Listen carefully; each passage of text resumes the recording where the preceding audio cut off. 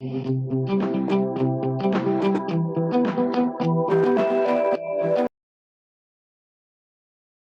दोस्तों, आप सभी का बहुत बहुत स्वागत है आई फॉर ऑप्शन के फीचर एक्सप्लोरिंग वीडियो सीरीज़ में। काफ़ी दिनों बाद जो है आपको साथ जो है मिलना हुआ है, और उसका रीज़न ये है कि टाइम तो नहीं था, लेकिन बहुत सारे यूज़र्स की, बहुत सारे ट्रेडर्स की जो है रिक्वेस्ट आ रही थी।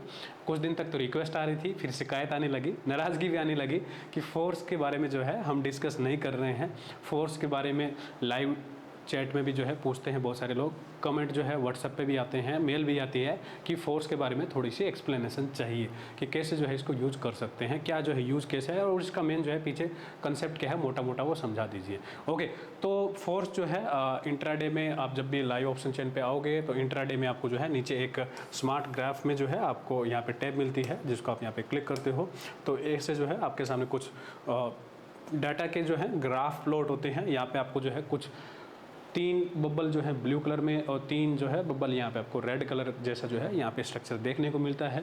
तो ये ब्लू कलर क्या इंडिकेट करते हैं, रेड कलर क्या इंडिकेट करते हैं, और ये इनका साइज़ क्या इंडिकेट करता है, स्ट्राइक जो है क्या इंडिकेट करती है, उसको जो है हम आज जानने की कोशिश करेंगे।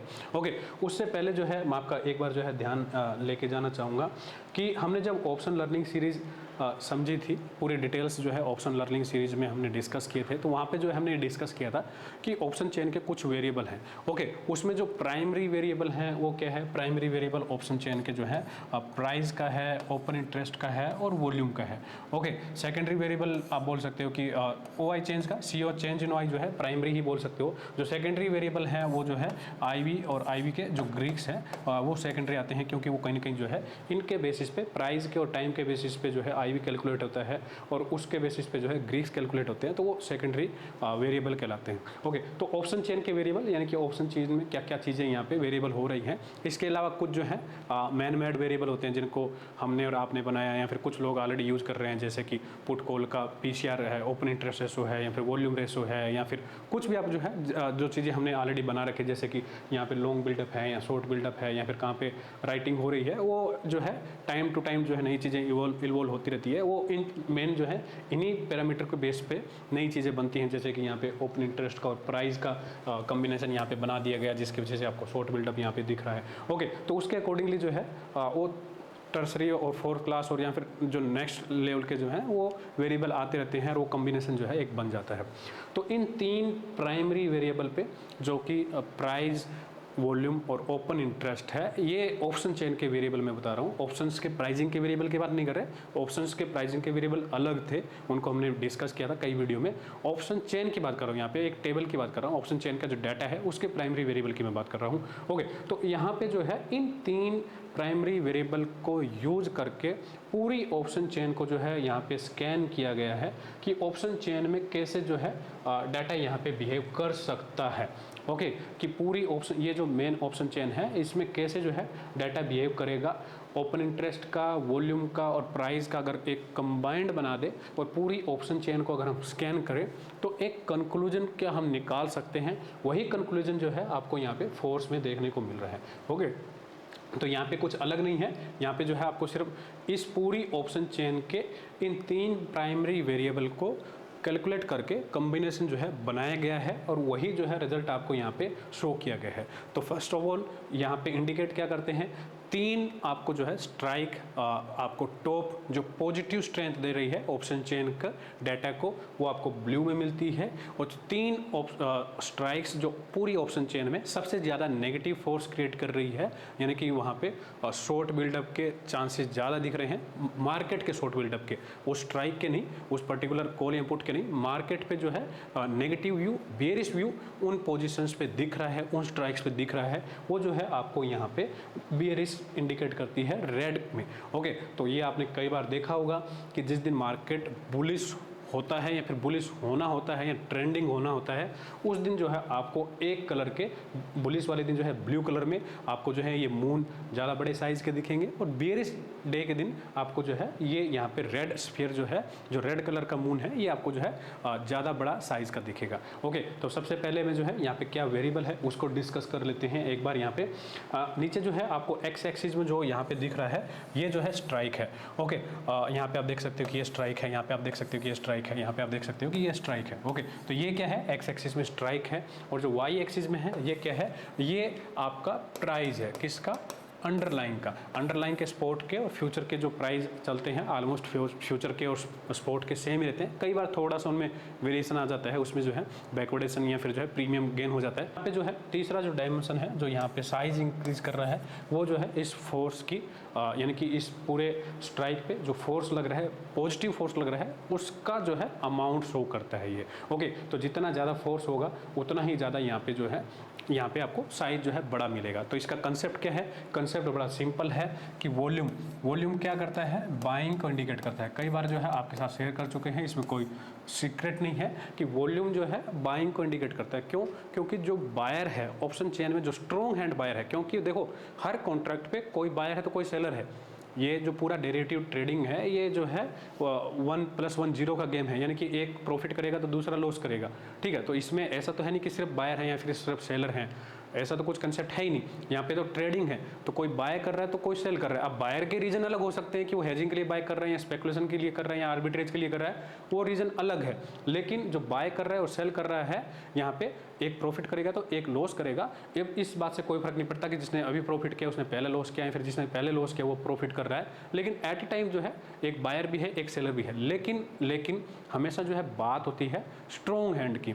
Strong hand in the sense कि जिनके पास जो है मनी पावर ज़्यादा है, जो मार्केट को इन्फ्लुएंस कर सकते हैं, जो अंडरलाइंग एसेट को जो है उसके अकॉर्डिंगली मूव करा सकते हैं, या फिर यूँ कहिए कि जो उनको पहले से पता है कि हम इन पर्टिकुलर स्टॉक्स में, इंडेक्स में हम जो है अभी बाइंग करने वाले हैं, कैश के पोर्टफोलियो बाय करने वाले हैं, मार्केट जो है ऊपर जाने वाली है, तो ऊपर जाएगी तो क्यों ना हम जो है ऑप्शन चेन में यानी कि इंडेक्स के डेरिवेटिव में भी प्रॉफिट बुक करें। तो उसके लिए क्या करेंगे, पुट बेच सकते हैं, उसके लिए क्या करेंगे, कॉल बाय कर सकते हैं, उसके लिए क्या करेंगे, कॉल के बुल स्प्रेड बनाए जा सकते हैं, उसके लिए पुट के बुल स्प्रेड बनाए जा सकते हैं। तो यानी कि ऑप्शन चेन के डाटा में हमको क्या है, पॉजिटिविटी पहले से देखने को मिलती है। ओके, तो बायर क्या होगा, वॉल्यूम क्रिएट करेगा, और ज़्यादातर बायर जो हैं इंडेक्स की ट्रेडिंग में बड़े, जो क्योंकि यहाँ पे इंडेक्स में काफ़ी बड़े वॉल्यूम ट्रेड होते हैं, और इंडिया में जो NSE की एक्सचेंज है जहाँ पे इंडेक्स निफ्टी और बैंक निफ्टी ट्रेड होते हैं, ये वर्ल्ड के one of the largest index derivative trading यहाँ पे होती है ऑप्शंस में। दुनिया के किसी भी एक्सचेंज में इंडेक्स की इतने बड़े लार्ज स्केल पे जो है डेरिवेटिव ट्रेडिंग नहीं होती जितनी जो है इंडिया में निफ्टी और बैंक निफ्टी की होती है। ओके, तो जो बायर है वो वॉल्यूम क्रिएट करता है, ये जो है एक वेल नोन थ्योरी है, और इसको जो है आपने कई बार टेस्ट किया होगा, आने वाले दिनों में आप टेस्ट कर सकते हो। तो जहाँ पे ज़्यादा वॉल्यूम होते हैं, जो वॉल्यूम क्रिएट है वो कहीं ना कहीं जो है बायर द्वारा क्रिएट किया जाता है, स्कैल्पर वहाँ पे एक्टिव है। ओके, सेकेंड जो पॉइंट आता है वो होता है ओपन इंटरेस्ट का। ओके, अब जो यूँ समझे कि जो ऑप्शन राइटर है वो क्या है, वो पेशेंस वाले गाय हैं, उनको जो है धैर्य है, वो शांति से बैठते हैं। अगर मेरे को जस्ट फॉर एग्जांपल की पता है कि मार्केट ऊपर जाएगी, अब कैपिटल मेरे इतने है कि मैं जो है अच्छे से पुट बेच सकता हूँ, या फिर मेरा ट्रेडिंग बिहेवियर जो है पुट ऑप्शन बेचने का है, ऑप्शन बाइंग करने का नहीं है, या फिर जो है मैं कुछ ऐसा इंस्टीट्यूट्स हूँ, आप बोल सकते हो कि हेज फंड हूँ, या फिर ऐसी मेरे पास जो है लायबिलिटी है, या फिर आप बोल सकते हो कि सेट ऑफ रूल है कि मैं ऑप्शन बाइंग नहीं कर सकता, तब भी जो है किसी भी रीजन से अगर मैं ऑप्शन राइटर हूँ, रीजन चाहे जो भी हो, जो भी रीजन है, मैं ऑप्शन राइटर हूँ, तो ऑप्शन राइटर क्या है, ऑप्शन बेच करके और शांति से बैठता है। ओके, ऑप्शन राइटर जो है कभी भी, ज़्यादातर बार कुछ ट्रेडर आपको पता है, और कुछ ट्रेडर ऐसे हैं जो ऑप्शन राइटिंग भी स्कैल्पिंग के पॉइंट ऑफ व्यू से करते हैं, लेकिन वो बहुत थोड़े हैं, 1-2% ही मिलेंगे। अगर आप बड़े पैमाने पे देखोगे तो ज़्यादातर ऑप्शन राइटिंग जो है वो टाइम गेम है। तो अगर मेरे को पता है कि मार्केट ऊपर जाने वाली है, तो मैं जो है यहाँ पे पुट बेचूंगा, कि मैंने जो है पुट यहाँ पे शॉर्ट कर दिया, और पुट शॉर्ट करके, ऐसा नहीं है, ऐसा जो है राइटर कभी भी नहीं करते कि मैंने जो है जस्ट फॉर एग्जांपल कि 10:20 पे पुट बेचा और 10:21 पे प्रॉफिट बुक कर लिया, ऐसा कभी भी नहीं करते हैं। लेकिन जो बायर हैं, जो वॉल्यूम क्रिएट कर रहे हैं, वो जो है 10:21, क्या हो सकता है कि 10:20 पे उन्होंने बाय किया हो और 10:20 के 30 सेकंड में इसको जो है निकाल दे। हो सकता है कि 10:20 और 31 सेकंड पे दोबारा एंट्री ले ले और 10:21 पे दोबारा निकाल दे, यानी कि 1 मिनट में जो है ये 2, 3, 4, 5 बार जो ट्रेड एग्जीक्यूट कर सकते हैं। उनको जो है बड़ी क्वांटिटी में छोटी छोटी ट्रेड चाहिए, लेकिन मोटिव ये रहता है कि जिस साइड मार्केट की डायरेक्शन है उसी साइड रिस्क लिया जाएगा। क्योंकि अगर मार्केट की डायरेक्शन के अगेंस्ट लिया, जैसे कि मार्केट ऊपर जा रही है और पुट बाइंग करने की कोशिश की, तो यहाँ पे जो ये जो ट्रैप है फंस जाएगा। इस लेवल पे प्राइस जो है वापस आना मुश्किल होता है, इसलिए जो है स्कैल्पिंग या फिर जो वॉल्यूम है ज़्यादातर बार जो है वो जो है मार्केट की डायरेक्शन में ही क्रिएट किया जाता है, वहीं पे किया जाता है। इसका मतलब ये नहीं कि मार्केट ऊपर जा रही तो कोई पुट बाय नहीं करता, करते हैं, रिटेलर बाय करते हैं, वहाँ पे आपको जो है पुट में वॉल्यूम कम मिलेगा क्योंकि बड़ा स्ट्रॉन्ग हैंड पैसा नहीं लगा एज कम्पेयर टू कॉल के अगर आप देखोगे तो ओके। और ठीक वहाँ पे जो है लॉस भी करते हैं, तो रिटेलर अगर मार्केट के ऊपर जाते समय अगर पुट बाय करें तो लॉस भी बनाना उनको जो है बनता है और वो तो होगा ही। ओके, तो कहने का मतलब ये है कि वॉल्यूम जो है बड़े बेसिक थ्योरी है कि वॉल्यूम इंडिकेट करता है बड़े पार्टिसिपेंट्स को, वॉल्यूम इंडिकेट करता है बायर को, वॉल्यूम इंडिकेट करता है स्कैल्पर को, वॉल्यूम इंडिकेट करता है मार्केट की टेंटेटिव डायरेक्शन को। ओपन इंटरेस्ट क्या इंडिकेट करता है? ओपन इंटरेस्ट इंडिकेट करता है एक कॉन्फिडेंस को ओवर द टाइम, यानी कि जस्ट फॉर एग्जांपल कि मैंने आज जो है मार्केट जो है जस्ट फॉर एग्जांपल कि मार्केट 17,600 के आसपास चल रही है और इन लेवल्स के आसपास जो है मैं अभी पुट शॉर्ट करता हूँ। ओके, तो मेरा मानना ये है कि मार्केट जो है दोपहर तक इन लेवल से ऊपर जाएगी, डेफिनेटली जाएगी, क्योंकि अगर घंटे 2 घंटे मार्केट इन लेवल से ऊपर गई एक बार तो यहाँ पे पुट में प्रॉफिट हो जाएगा। मेरे को नेक्स्ट 1 मिनट में नहीं चाहिए कि 17,600 से मार्केट 17,700 चली जाए या मार्केट जो है 17,600 से विद इन 1 मिनट ही 17,620 चली जाए, वैसा नहीं चाहिए। मेरा मानना ये है अगर मैं पुट राइटर हूँ तो कि मार्केट जो है अगले आधे घंटे में, 1 घंटे में, 2 घंटे में इन लेवल्स के ऊपर ट्रेड करें तो कुछ हमें डेल्टा मिलेगा, कुछ हमें थीटा मिलेगा और उसमें जो है राइटर के अच्छे खासे प्रॉफिट हो जाएंगे। तो ऑप्शन राइटर क्या है? पेशेंस गाय है, वो जो है धैर्य वाले हैं, शांति से बैठने वाले हैं और वो जो है मार्केट का एक डायरेक्शनल कॉन्फिडेंस करते हैं, डायरेक्शन नहीं, एक रेंज का कॉन्फिडेंस देते हैं कि मार्केट जो है इन रेंज के ऊपर रहेगी या फिर इस रेंज के नीचे रहेगी। तो जहां पे राइटिंग हो रही है वो जो है एक रेंज का कॉन्फिडेंस शो करते हैं over a particular time of period. ठीक है, तीसरा क्या है? तीसरा जो है प्राइस है। प्राइस तो एकदम से आप बोल सकते हो कि जो प्राइस एक्शन थ्योरी फॉलो करते हैं उनको मालूम भी है कि प्राइस तो एक कहते हैं ना भाव भगवान से, तो एट रियल टाइम प्राइस में कितना गेन आ रहा है, कितना जो है उसमें प्रॉफिट में आ रहे हैं, ओपनिंग के कंपैरिजन में, एवरेज प्राइस के कंपैरिजन में, VWP कहाँ पे ट्रेड कर रहा है, कितने प्राइस में जो है अभी जो प्राइस करंट मार्केट के चल रहे हैं उन प्राइस में जो है कितने प्रॉफिट में है, जो बायर है वो कितने प्रॉफिट में है या जो सेलर है वो कितने प्रॉफिट में है, वो पूरा का पूरा जो है सोचना और उसको जो है एनालिसिस करना, उसको जो है प्रेडिक्ट करना, ये पूरा का पूरा जो है कहीं ना कहीं एक इंडिकेशन देता है प्राइस को। ओके, तो इन तीनों कॉम्बिनेशन को मिला करके इसको कैलकुलेट किया गया है, क्योंकि ये चीज़ जो है एक्सेल में पॉसिबल नहीं है, इसमें कैलकुलेशन काफ़ी ज़्यादा है, कंप्यूटर ही कर सकते हैं, मैनुअली तो पॉसिबल नहीं है। क्योंकि अगर आप एक टाइम पे आप देखिए कि 50 स्ट्राइक कॉल की और 50 स्ट्राइक पुट की कम से कम अगर माने तो उन सभी की वैल्यू कैलकुलेट करना, वहाँ पे ओपन इंटरेस्ट को, वॉल्यूम को और प्राइस को फैक्टर इन करना, उसको जो है आप एक कॉमन फैक्टर से निकालना और फिर उसमें से स्कैन करना और टॉप 3 वैल्यू निकालना और स्ट्राइक के सामने प्लॉट करना। जब तक आप ये करोगे 1 घंटे में तब तक जो है सब कुछ गेम हो जाएगा। ओके, तो वो एक्सेल में या फिर कंप्यूटर बिना सेटअप के, बिना कंप्यूटर के तो आप पॉसिबल नहीं है, मैनुअल तो आप नहीं कर सकते। लेकिन ये कि यहाँ पे जो सेटअप है ये ऑटोमेटिक है, यहाँ पे जो है वैल्यू सामने निकल के आती है और ये जो है अपडेट होती रहती है, हर टाइम पे जो है ये चेंज होती रहती है। क्योंकि ओपन इंटरेस्ट का डाटा 3 मिनट में आता है तो 3 मिनट बाद जो है इसमें कुछ सिग्निफिकेंट चेंज हमको देखने को मिल सकते हैं अगर कुछ चेंज सेटअप में होता है तो, और नहीं तो वॉल्यूम और प्राइस के जो बिहेवियर हैं, जो उनकी कैलकुलेशन है प्राइस की और चेंज इन प्राइस की और वॉल्यूम वेटेड एवरेज प्राइस की, वो तो जो है लाइव है यहाँ पे वॉल्यूम की, और चेंज इन वॉल्यूम की वो तो जो है यहाँ पे लाइव है। और ओपन इंटरेस्ट जो है हर 3 मिनट में यहाँ पे ऐड होता है तो वो जो है यहाँ पे कैलकुलेट किया जाता है। ओके, तो ये मैंने आपके साथ शेयर किया कि इसका कंसेप्ट क्या है, इसका डायमेंशन क्या है, कि नीचे एक्स एक्सिस पे ये स्ट्राइक शो करता है, वाई एक्सिस पे जो है मार्केट के अंडरलाइन के प्राइस शो करता है। 3 डायमेंशन है इसमें। तीसरा जो है इसमें फोर्स इंडिकेट करता है कि कितना ज़्यादा स्ट्रेंथ है, जितना बड़ा होगा उतनी ज़्यादा फोर्स यहाँ पे लग रही है। ब्लू है तो पॉजिटिव फोर्स होगी, रेड है तो बेयरिश फोर्स होगी। अब बात आती है कि इसको मार्केट में ट्रेड कैसे करना है। ये कहानी तो ठीक है, समझा दी, लॉजिक समझा दिया, बैकएंड की थ्योरी समझा दी, लेकिन ट्रेड कैसे करना है। ओके, बड़ा सिंपल रूल है।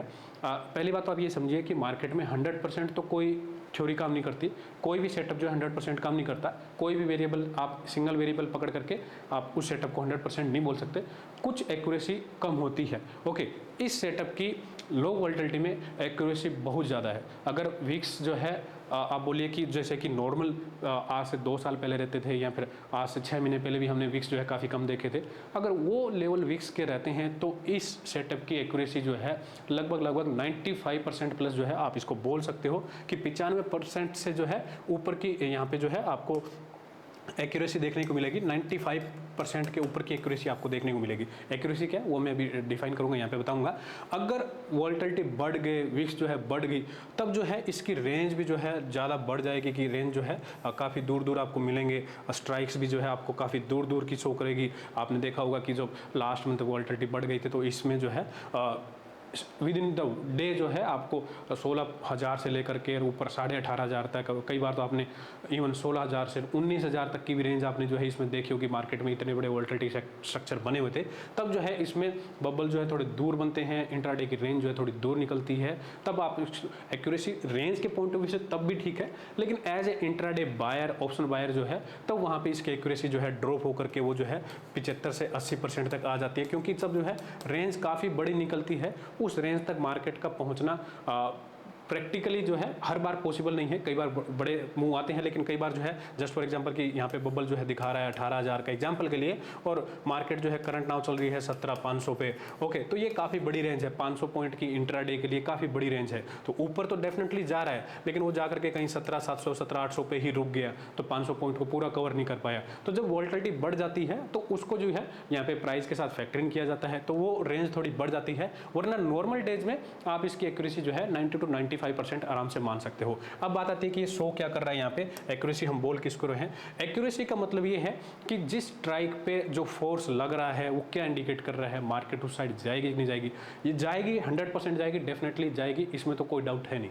ठीक है, मार्केट उस रेंज में रहने वाली है, उसमें तो कोई डाउट है नहीं, उस डायरेक्शन में रहने वाली है। अगर उस पॉइंट भी से अगर आप इसकी बोलोगे कि एफिशिएंसी बोलोगे, या फिर उस पॉइंट से अगर आप इसकी एक्यूरेसी बोलोगे, तो वो तो हमेशा जो है इसकी 95% प्लस ही रहने वाली है। 100 में से 5 दिन ऐसा होगा कि जब मार्केट ने, जैसे कि यहाँ पे स्ट्रक्चर बना, एग्जांपल के लिए यहाँ पे स्ट्रक्चर बना और मार्केट ने जो है इसकी सुनी नहीं, यहाँ से ट्रेड करते ही यहाँ पे धड़ाम से गई। ओके, इसका जो है कुछ लेना देना हुआ ही नहीं। ऐसे दिन तो आपको कभी मिलेंगे ही नहीं, कभी नहीं मिलेंगे। मैंने तो नहीं देखा आज तक। यहाँ पे एक दो बार ऐसा हो सकता है कि मार्केट जो है इन लेवल्स पे जा करके और फिर जो है वोलेटिलिटी हुई, फिर जो है ऊपर आ गई। ऐसे जो है कुछ कई बार थोड़े वोलेटिलिटी स्ट्रक्चर देखने को मिल सकते हैं, लेकिन ऐसा नहीं होगा कि ये जो स्ट्रक्चर शो कर रहा है उसके जो है अगेंस्ट बिल्कुल मार्केट चली जाए और जो है धड़ाम से गिर जाए टोटल ब्लू मून के अगेंस्ट में, या फिर रेड मून के अगेंस्ट जो है मार्केट ऊपर उठ जाए। वो जो है पर्टिकुलर तभी हो सकता है जब मार्केट में एक अनप्रडिक्टेड, अनप्लान्ड कोई इवेंट आ जाए, कुछ ऐसी पॉलिसी चेंज हो जाए, या फिर सडनली कुछ ऐसा चेंज हो जाए कि मार्केट में जो है सेटअप थे वो बिगड़ जाए, डाटा स्ट्रक्चर बिगड़ जाए और इवेंट बेस पे जो है काम हो जाए, तब ये स्ट्रक्चर देखने को मिल सकते हैं। वरना जो है ऐसे स्ट्रक्चर आज तक जो है हमने इसके साथ कभी भी देखे नहीं है। तो उस पॉइंट ऑफ व्यू से जो है इसकी एक्यूरेसी काफ़ी अच्छी है। ओके, आई थिंक अभी मार्केट जो है क्लोज हो गई है। एनीवे, मार्केट क्लोज हो गई, हमारे पास डाटा है, इसी को देख करके हम जो है डिस्कस करेंगे।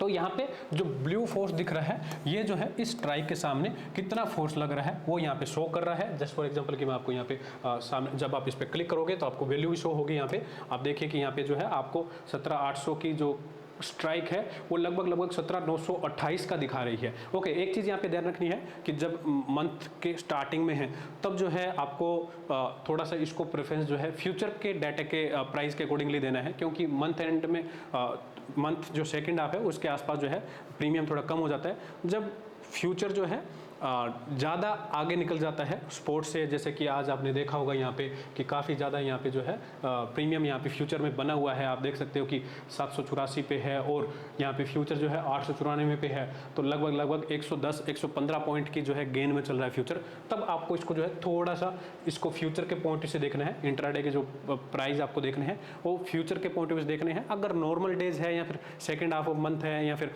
फ्यूचर में बहुत ज़्यादा गेन नहीं है, तब आप इसको जो है अंडरलाइन पे कंसिडर कर सकते हो।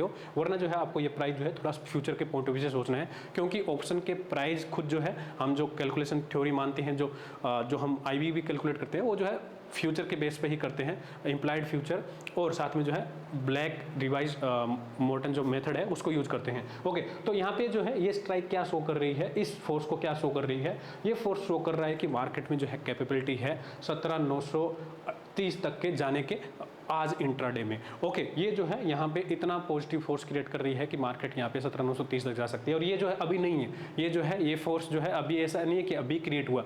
ये फोर्स जब मार्केट यहाँ पे इंट्राडे में नीचे थी, जब मार्केट यहाँ से लगभग 150 पॉइंट नीचे ट्रेड कर रही थी, तभी जो है ये स्ट्रक्चर बनने चालू हो गए थे। सुबह जो है आपने देखा कि 10:30 के बाद जो है आज ब्लू फोर्स जो है बढ़ने लग गए थे।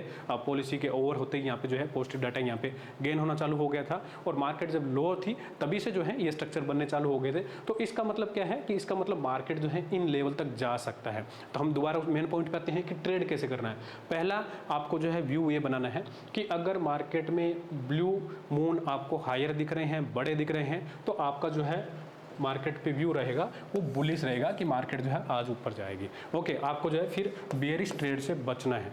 ओके, ठीक ऐसे ही अगर बड़े फोर्स आपको जो है नीचे की तरफ देखने को मिलते हैं, जैसे कि अभी नहीं है यहाँ पे, लेकिन अगर होता तो आपको जो है यहाँ पे नीचे की तरफ डायरेक्शन को सोचना है। आपको जो है नीचे की तरफ की ट्रेड लेनी है, आपको पुट बाय करनी है या फिर कॉल सेल करनी है, उसके अकॉर्डिंगली सोचना है। ओके, तो पहला पॉइंट यहाँ पे यूज केस क्या है? पहला पॉइंट यूज केस इसका है ये है कि आप जो है मार्केट की डायरेक्शन के पॉइंट ऑफ व्यू से देखोगे। अगर मार्केट में कुछ भी यहाँ पे वन वे डायरेक्शन लग रहा है या फिर मार्केट में जो है यहाँ पे आपको बड़े फोर्सेस वन साइड दिख रहे हैं, तो आपको जो है मार्केट पे डायरेक्शनल प्ले आउट करना है। यानी कि जैसे कि यहाँ पे डायरेक्शन वन में दिख रही है, तो आपको जो है डायरेक्शनल प्ले की सोचनी है। ओके, सेकंड केस क्या है? सेकंड केस ये है कि अगर मार्केट में आपको यहाँ पे बड़े फोर्स जो हैं वो सेम स्ट्राइक पे दिख रहे हैं, दोनों साइड में लगभग बराबर दिख रहे हैं, कि यहाँ पे भी है, जस्ट फॉर एग्जांपल कि यहाँ पे ऐसा होता, ओके, ये स्ट्रक्चर जो है कुछ ऐसा बना होता, उसको एक बार इग्नोर कर देते हैं कि वो वहाँ पे नहीं है, सिर्फ या फिर कोई छोटा मोटा है वहाँ पे। लेकिन अगर ऐसा कोई स्ट्रक्चर होता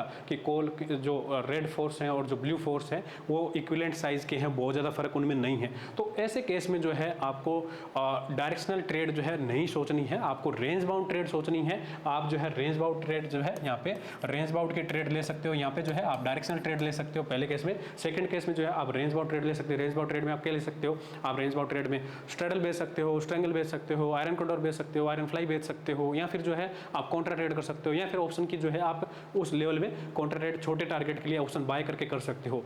जो भी करना है आपको, वो ट्रेड साइकोलॉजी आपके जो बिहेवियर है उसके अकॉर्डिंग रहेगी। लेकिन उस केस में जो है आपको यहाँ पे मार्केट की रेंज बाउंड ट्रेड को ही देखना है, उसको जो है आपको डायरेक्शनल नहीं सोचना है। ओके, तीसरी बात जो है यहाँ पे यूज केस आता है कि आप इसको जो है यूज कर सकते हो अपने टारगेट और एसएल के लिए। टारगेट और एसएल के लिए कैसे? जस्ट फॉर एग्जांपल कि मार्केट में जो है आपने नीचे आज किसी भी वजह से आपने पॉलिसी को देखकर, या फिर जो है मार्केट में डाटा जब बुलिश हो रहा था तब, या फिर आपने कल लिया था, किसी भी वजह से आपने जो है लॉन्ग लिए हुए हैं, तो उस लॉन्ग को कहाँ तक आप खींचोगे, कहाँ तक जो है आपको प्रॉफिट बुक करना चाहिए। ओके, तो उस केस में जो है जो सबसे बड़ा फोर्स है वहाँ तक जो है मार्केट की 90% चांस है कि उस लेवल को जो है मार्केट जो है एक बार इन लेवल को जो है एटलीस्ट वन टाइम जो है टच करेगी। तो अगर जस्ट फॉर एग्जांपल कि आपने मार्केट में जो है आज फ्यूचर में जो है 17,750 के आसपास लॉन्ग बनाया होता है। आई थिंक टेलीग्राम पे जो है ये वीडियो आप फ्राइडे को देख रहे हो तो ठीक है, नहीं अगर किसी दिन और देख रहे हो तो अलग बात है।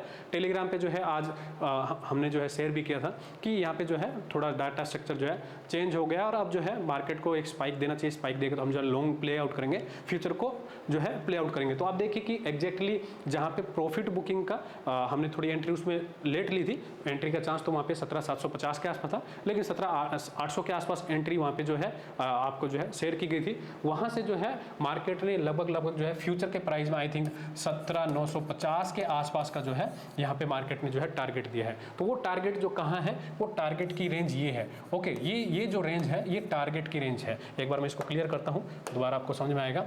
ये जो है इसका सेंटर पॉइंट जो है ये दिखा रहा है 17,930 का पॉइंट, और ये जो अपर पॉइंट है जो कि सामने निकल के आ रहा है लगभग आप कह सकते हो कि 18,000 का मान लेते हैं मोटा मोटा। ओके, तो ये जो 70 पॉइंट है इस रेंज में जो है आपको सेंटर में कहीं पे भी जो है आप प्रॉफिट बुक कर सकते हो। नहीं तो एटलीस्ट अगर आप प्रॉफिट में हो, अच्छे प्रॉफिट में हो, तो यहाँ तक तो जो है 17,930 तक, 17,928 तक तो आप जो है एटलीस्ट कम से कम जो है आपको जाना ही है। वहाँ तक जो है आप इसको लॉन्ग को प्ले आउट कर सकते हो। ये जो है फ्यूचर के प्राइस की बात कर रहा हूँ मैं, क्योंकि आज हम मंथ के फर्स्ट वीक में ही हैं, अभी अप्रैल में जो है जैसे कि बताया कि फ्यूचर में काफ़ी ज़्यादा गेन चल रहा है, उसके अकॉर्डिंगली। नहीं तो अगर आपने स्पोर्ट में लिए है तो स्पोर्ट में जो है आप देख सकते हो कि उसके अकॉर्डिंगली, क्योंकि स्पोर्ट जब फ्यूचर 17,750 चल रहा था तो उस टाइम पे स्पोर्ट भी 17,650 के आसपास चल रहा था, तो 100 पॉइंट का जो गैप था वो उस टाइम पे भी था। तो वहाँ से आपको 150-200 पॉइंट मिले, तो कहाँ तक खींच सकते हैं, वहाँ तक जो है खींच सकते हो आप कम से कम जो है इस सेंटर पॉइंट से, और इस सेंटर पॉइंट के और जो ये ऊपर साइड है इसके बीच के रेंज को जो है आप अपना टारगेट रख सकते हो। ठीक ऐसे ही अगर आपने कुछ शॉर्ट किया हुआ है किसी रीजन से, पोजिशनल शॉर्ट है या फिर किसी भी रीजन से आपने शॉर्ट ले लिया, तब जो है आपका एसएल क्या होना चाहिए। ओके, तो अगर आपने शॉर्ट किया है, प्रॉफिट में हो, पहले ही प्रॉफिट में हो, ठीक है, तब जो है आपको ये अपना एसएल रखना चाहिए। जो ये नीचे सबसे बड़ा रेड स्फीयर है उसमें जो है आपको एसएल यहाँ पे रख सकते हो कि इसके ऊपर जाएगा तो मार्केट जो है हाथ से निकल जाएगा, फिर जो है मैं कैरी नहीं करूंगा। जस्ट फॉर एग्जांपल कि कल आपने शॉर्ट किए थे या फिर पहले आपने शॉर्ट बनाया होता, आप उस शॉर्ट को लेके चल रहे थे और ये लेवल जो है कहीं ना कहीं निकल के आ रहा है 17,650 के आसपास का, 17,680 के आसपास का। ओके, तो जो कि आज इंट्राडे के फ्यूचर के हिसाब से जो है ऑलमोस्ट डे लेवल के आसपास में ही था। तो इस पॉइंट पे जो है आपको अपने स्टॉप लॉस जो है ट्रेलिंग करने चाहिए थे। ये निकल गया तो फिर जो है ये आपका अल्टीमेट स्टॉप लॉस था। ये क्या था? अल्टीमेट स्टॉप लॉस था। इस स्टॉप लॉस के बाद जो है आपको शॉर्ट इंट्राडे में बिल्कुल भी नहीं रखनी चाहिए। ये तो शॉर्ट की प्रॉफिट बुकिंग की बात थी, ये जो है डेडलाइन है शॉर्ट की।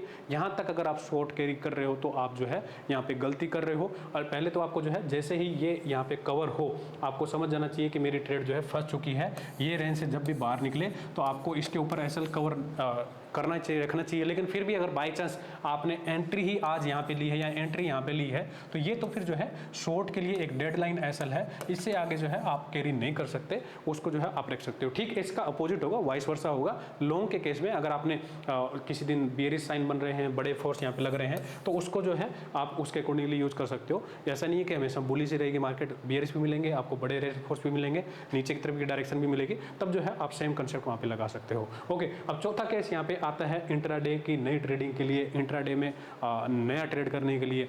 जस्ट फॉर एग्जांपल कि ये स्ट्रक्चर बन गया, ठीक है, तो स्ट्रक्चर बनते ही जो है आप यहाँ पे एंट्री ले सकते हो। आपने नहीं ली, आप जो है मौके से चूक गए, अब क्या करें? अब मान लेते हैं कि मार्केट ने जो है पहला ये डायरेक्शन यहाँ पे जो है यहाँ तक का प्रॉफिट जो है दे दिया, यहाँ तक का टारगेट दे दिया, लेकिन ऐसे भी बड़े फोर्स जो है अभी भी बने हुए हैं, यहाँ तक बने हुए हैं, आपको जो है बड़ा फोर्स यहाँ पे भी लग रहा है, तो डेफिनेटली मार्केट जो है इन लेवल से और यहाँ तक जाएगी। वो तो स्ट्राइक का है लेकिन अल्टीमेट जो है यहाँ तक जाएगी। ओके, तो इन लेवल्स पे जो है आप नई एंट्री लेने के लिए वेट कर रहे हो, तो मार्केट जैसे ही आपको इस रेंज में कहीं पे भी मिले तो आप जो है नई एंट्री ले सकते हो और उसको जो है एसएल यहाँ पे रखोगे। तो ये जो है पूरी सिस्टमेटिक ट्रेड आपको इंडिकेट करेगा कि आपने यहाँ पे एसएल लगाया, यहाँ पे इस फोर्स के आसपास का नीचे अपर सिरे का, और यहाँ पे जो है आपने बीच में एंट्री ली, तो वो आपको रिस्क टू रिवार्ड रेशो काफ़ी अच्छा रहेगा। नीचे गया तो एसएल बुक करो, यहाँ पे एंट्री मिली तो बहुत अच्छी बात है। या फिर अगर आप एग्रेसिव हो, आपने यहाँ पे एंट्री कर लिया, तो भी जो है आप नेक्स्ट फोर्स के बड़े टारगेट के लिए जा सकते हो। या फिर अगर आपको लग रहा है कि नहीं अभी तो मार्केट में जो है कुछ ऐसा बड़ा फोर्स ज़्यादा दूर दिख नहीं रहा, एंट्री जो है यहाँ से और रिस्क टू रिवार्ड रेशो बहुत ज़्यादा नहीं है, तो उस दिन जो है जरूरी नहीं है कि आप ट्रेड लो, आपकी बस निकल चुकी है तो जाने दो। फिर जो है नेक्स्ट डे का आप वेट कीजिए कि कैसे स्ट्रक्चर इसमें बनते हैं, उसको आप यूज कर सकते हो। ओके, तो पूरा कंसेप्ट मैंने आपको समझाया, यहाँ पे एक बार रिपीट कर देता हूँ कि यहाँ पे क्या यूज केस है। पहला यूज केस ये है कि आप मार्केट की डायरेक्शन को एनालिसिस करने के लिए कि अगर बड़े फोर्स बन रहे हैं, वन वे बन रहे हैं, तो आपको जो है मार्केट के ऊपर की डायरेक्शन सोचनी है, भले ही वो नीचे बन रहे हैं तो आपको नीचे की डायरेक्शन सोचनी है। ब्लू इंडिकेट कर रहे हैं पॉजिटिव फोर्स को, रेड इंडिकेट करते हैं नेगेटिव फोर्स को। अगर मार्केट में कुछ किसी दिन स्ट्रक्चर ऐसा बनता है जिस दिन जो है बड़े फोर्स आपको सेम स्ट्राइक पे दिख रहे हैं, एक स्ट्राइक पे जो है बड़ी आपको बार दिख रहे हैं और जो दूसरे बार हैं वो भी आसपास ही हैं, और साइज दोनों साइड जो है ब्लू और रेड का साइज दोनों साइड जो है इक्विवेलेंट है, ऑलमोस्ट इक्वल है, तो उस दिन आपको जो है रेंज बाउंड ट्रेड प्ले करनी है। आप ऑप्शन बेच करके, प्रीमियम बेच करके, या फिर कॉन्ट्रा ट्रेड आप छोटे छोटे टारगेट के लिए बाइंग का इंडिकेट कर सकते हो, बाइंग के जो है इनिशिएट कर सकते हो, उसको ले सकते हो। तीसरा जो है, अगर आपके पास एग्जिस्टिंग लॉन्ग है या शॉर्ट है, उसको कहाँ तक खींचना है, वो टारगेट के लिए जो है आप उस फोर्स के जो सेंटर पॉइंट है और उससे जो अपर पॉइंट है उसके मिड तक जो है आप उसको खींच सकते हो, उसको ऊपर तक आप लेके जा सकते हो। ओके, चौथा जो है, अगर आपने ट्रेल करना है या फिर अपनी एसएल रखनी है, आपने ट्रेड नहीं इनिशिएट कर ली, तो उसको जो है आप कहाँ पे एसएल रखोगे, उसके लिए आप यूज कर सकते हो। क्योंकि इसमें प्राइस ऑलरेडी इंक्लूडेड है, तो आप देखना कि मोटा मोटा जो प्राइस एक्शन पे आपके एसएल निकल के आएंगे वो इसी में निकल के आएंगे, इन्हीं पॉइंट के आसपास निकल के आएंगे। उसमें आपको कोई सरप्राइज नहीं मिलेगा, कोई सरप्राइज नहीं मिलेगा आपको। उसमें आप देखोगे कि चार्ट पे जो आपके एसएल निकल के आ रहे हैं वही एसएल जो है लगभग लेवल इसमें भी निकल के आ रहे हैं, और तो वो चीज़ ऑलरेडी इसमें इंक्लूडेड है। ओके, अब इसके बाद एक क्वेश्चन ये आता है कि क्या इसको हम पोजिशनल यूज कर सकते हैं क्या? देखो, पोजिशनल जैसे कि मैंने आपको वीडियो के बताया कि एक सेटअप जो है हमेशा 100% परफेक्ट नहीं होता है, 100% परफेक्ट नहीं होता है। कुछ चीज़ें जो है उसमें टाइम टू टाइम जो है साथ में आपको दूसरी देखनी पड़ती है। कैसे, जैसे कि हमने जो है एक दिन केस देखा था कि जैसे कि यहाँ पे ब्लू मून बन रहे हैं, लेकिन ये जो है पूरी मूव ऊपर जा करके साथ में फ्यूचर स्कैल्पिंग का डाटा हमने देखा कि वहाँ पे प्रॉफिट बुकिंग हुई है, फ्यूचर्स में जो है लॉन्ग्स हैं वो निकाले जा रहे हैं। तो अभी एक दिन के लिए 2 दिन के लिए मूड माहौल थोड़ा पॉजिटिव था, लेकिन हो सकता है कि आगे जाकर दोबारा प्रॉफिट बुकिंग आ जाए। तो उस पॉइंट से जो है ये जो टूल है आपको बढ़िया रिजल्ट देगा। इंट्राडे के पॉइंट से आप थोड़ा सा आइडिया ले सकते हो कि डाटा स्ट्रक्चर जो है क्लोजिंग हावर में पॉजिटिव हुआ है या फिर पॉजिटिव गया है, सुबह से पॉजिटिव था और उसमें कोई चेंज नहीं हुआ, क्लोजिंग हावर तक जो है अच्छे खासे पॉजिटिव है, तो चांसेस हैं कि नेक्स्ट ट्रेडिंग सेशन में भी मार्केट जो है सुबह अर्ली हावर में एक बार गैप अप जाए या फिर खुलने के बाद जो है ऊपर जाए, चांसेस हैं, लेकिन कोई श्योरिटी नहीं है। क्योंकि ये टूल जो है आप देख सकते हो कि हमने इंट्राडे पेज में ही रखा है और कहीं नहीं रखा, इंट्राडे पेज में रखा है। तो ये टूल जो है आप इंट्राडे के लिए ही यूज कीजिए, पोजिशनल जो है इसको यूज मत कीजिए। आने वाले दिनों में कुछ अलग स्ट्रक्चर लगा, अलग सेटअप बना, तो एक अलग से टूल जो है पोजिशनल के लिए बना देंगे ऑप्शन के डाटा के वेरिएबल पे बेस पे। लेकिन अभी के लिए जो है आप इसको सिर्फ इंट्राडे बेसिस पे यूज कीजिए। यूज करने के लिए टाइम इंटरवल कितना देखना है आप इसको कभी भी देख सकते हो, क्योंकि इंट्राडे ट्रेडर जो है पहले 15-20 मिनट और लास्ट के 15-20 मिनट में ट्रेड करते नहीं है। 9:30 से पहले तो आपको एंट्री लेनी भी नहीं है, इंट्राडे ट्रेडर हो तो आप तो 9:30 बजे तक आप इसको थोड़ा सा डाटा इसका मैच्योर होने दीजिए। 9:45 के बाद जो है डाटा यहाँ पे काफ़ी ज़्यादा मैच्योर हो जाता है, आप इसमें एंट्री ले सकते हो। और अगर आपको छोटे टारगेट के लिए बायर ही हो तो जरूर थोड़ा कि आपको पहले आधे घंटे में ट्रेड करना है। 10 बजे के बाद जब यहाँ पे डाटा पक जाए, यानी कि पकने का मतलब है कि मैच्योर हो जाए, तब जो है आप यहाँ पे इसको देख करके एंट्री लीजिए 10 बजे के बाद, और 3 बजे तक जो है आप इसमें ट्रेड कर सकते हो, उसको देख करके हेल्प ले सकते हो। तो इसको आप 10 से 3 जो है काफ़ी अच्छा टाइम है, उसमें आप एनालिसिस कीजिए, क्योंकि पहले आधे घंटे में कई बार जो है डाटा पूरा नहीं आता, नए बिल्डअप आने होते हैं कई बार। जैसे कि आज बिल्डअप जो है बनना चालू हुआ, आरबीआई की पॉलिसी के बाद इवेंट था 10 बजे, तो यहाँ पे जो स्ट्रक्चर हैं वो 10 सवा 10 के बाद बनने चालू हुए और वो जो है पॉजिटिव बने, वहाँ पे पॉजिटिव बिल्डअप होते गए। तो आपको अगर कोई इवेंट जो है लग रहा है कि 9:30 बजे 10 बजे या 11 बजे इवेंट है, तो बेटर है कि एक बार इवेंट को आप निकलने दो। इवेंट निकलने के 10, 15, 20 मिनट बाद जो है देखो कि अब क्या सेटअप बन रहा है, उसके अकॉर्डिंगली ट्रेड लो। तो आप जो है इसको नॉर्मल डेज में 10 बजे के आसपास जो है देख सकते हो, 10 बजे के बाद कभी भी देख सकते हो। और जब इवेंट हो तो इवेंट को निकलने दो, 10-15 मिनट इवेंट निकल जाए, उसके बाद डाटा में क्या स्टेबिलिटी आती है, क्या स्ट्रक्चर बनता है, उसके अकॉर्डिंगली आप इसको यूज कर सकते हो। ओके, तो मुझे उम्मीद है कि जिन लोगों की शिकायत थी फोर्स पे वीडियो बनाने की, उनकी शिकायत अब दूर हो गई होगी, उनकी नाराज़गी अब दूर हो गई होगी। अगर अब भी कोई दिक्कत है, कोई नाराज़गी है, तो आप जो है कमेंट पे लिखिए। अगर आपको कुछ समझ में नहीं आया पॉइंट तो आप कमेंट में लिखिए, आने वाले दिनों में उसको भी जो है रिजोल्व करने की कोशिश करेंगे। ओके, तो मिलते हैं नेक्स्ट वीडियो में। तब तक जो है आप i4 ऑप्शन यूज़ करते रहिए। इस पे काफ़ी टूल्स जो हैं हमने नए यहाँ पे डाले हैं और काफ़ी चीज़ें जो है इंप्रूवमेंट की हैं यहाँ पे। आने वाले दिन में और भी टूल्स यहाँ पे जो है अच्छे से टूल्स आने वाले हैं, तो इसको आप यूज़ करते रहिए, सीखते रहिए। तो मिलते हैं नेक्स्ट वीडियो में, तब तक टेक केयर, थैंक यू, जय हिंद।